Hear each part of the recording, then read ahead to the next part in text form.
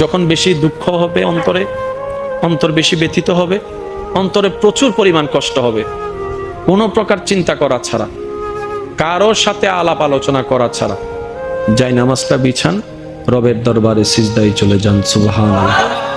চোখটা বন্ধ করেন, চোখের পানি ছাড়তে থাকেন, মন হালকা হতে থাকবে, সিজদায় রবকে বলতে থাকেন, যা বলার বলতে থাকেন, যেভাবে বলার বলতে থাকেন। মনে রাখবেন, আপনার সেই মনের বেতার ভাষা হতে পারে আপনার রক্ত বুঝবে না, আপনার ভালোবাসার মানুষ বুঝবে না, আপনার প্রিয় মানুষ বুঝবে না, কিন্তু আপনি যেভাবেই বলেন না কেন, আপনার প্রত্যেকটা শব্দ আপনার রব্বুল আলামিন বুঝবে। সুবহানাল্লাহ। আপনি যখন ওনাকে দুঃখের কথা বলবেন, উনি আপনার দুঃখটাকে হালকা করে দিবে, সেই দুঃখের খবর প্রকাশ করে আপনাকে কখনো বেইজ্জত করবে না।